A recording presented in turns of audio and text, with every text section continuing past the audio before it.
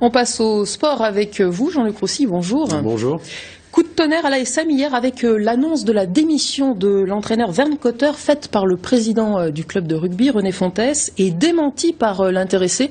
Aujourd'hui, on n'y comprend plus rien. Oui, pour parler poliment, c'est le grand bazar. Hein. Réaction ce matin sur Twitter de Thomas Domingo qui a appris la situation en Nouvelle-Zélande où il vient d'atterrir avec les membres de l'équipe de France. C'est quoi ce bordel, dit le pilier clermontois?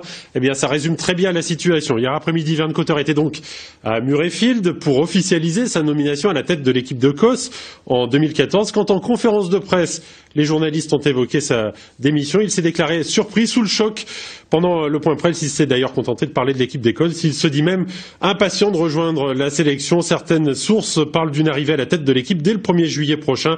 On écoute Vern Cotter sous ses nouvelles couleurs. Je suis excité, vraiment très excité à l'idée de construire une équipe en vue de la prochaine Coupe du Monde. C'est un challenge intéressant avec une équipe ambitieuse, de très bons joueurs de rugby. Ça a été une décision facile à prendre. Je pense que le groupe est très prometteur et la rencontre avec Dodson, le directeur exécutif de la fédération, me l'a confirmé. Ça m'a convaincu qu'il y avait quelque chose d'intéressant à faire ici. Et je ne pouvais pas passer à côté d'une telle occasion. Et aujourd'hui, je suis vraiment impatient de prendre en main cette équipe d'Écosse.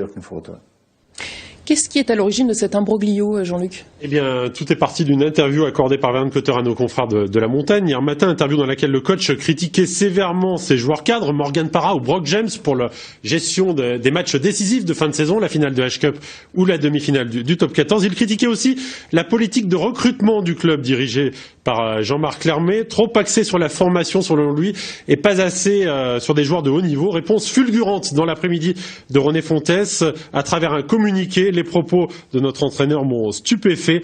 On sait que le club de la Maison Michelin n'apprécie pas les sorties médiatiques. J'ai pris acte de sa démission, poursuit le président. Le problème, c'est que Vern Cotter dément maintenant toute volonté de démission. Le SMS qu'il a envoyé à René Fontès, le voici. C'était sur le ton de l'humour, dit le coach néo-zélandais, même s'il confirme avoir pris un risque avec ses déclarations. De son côté, René Fontès, que nous avons contacté par téléphone à Égalière dans les Bouches-du-Rhône hier après-midi, ne rigole plus du tout. On l'écoute. J'ai employé le terme stupéfait, profondément déçu. Donc, vous pouvez inventer d'autres termes, mais je pense que si j'ai choisi cela, c'est sans doute parce que ce sont ceux que j'avais envie d'exprimer.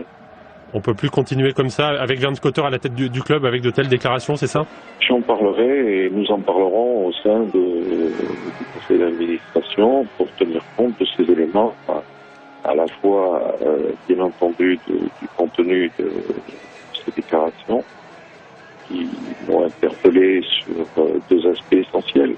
C'est le ciblage de quelques joueurs et par ailleurs des choix stratégiques concernant les recrutements du club qui ne sont pas les nôtres.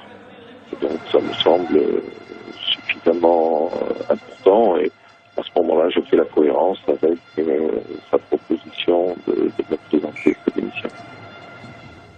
Sacrée affaire, qu'est-ce qui va se passer maintenant? On est loin du sport. Lundi, le conseil d'administration de la SM extraordinaire va donc se réunir lundi matin pour gérer la démission de Vern Cotter ou le départ. Et là, on parle désormais de gros sous. En cas de démission, il part Vern Cotter sans empocher sa dernière année de contrat, environ 300 000 €. S'il est viré, il va falloir verser des indemnités. Ça pourrait coûter très cher à la SM, presque autant qu'un grand joueur que réclamait justement Vern Cotter dans ses déclarations dans la presse. Le divorce 15 jours après avoir frôlé le titre de champion d'Europe et peut-être même de champion de France. On parlait même du doublé il y a 15 jours. Mais là, la situation est vraiment paradoxale.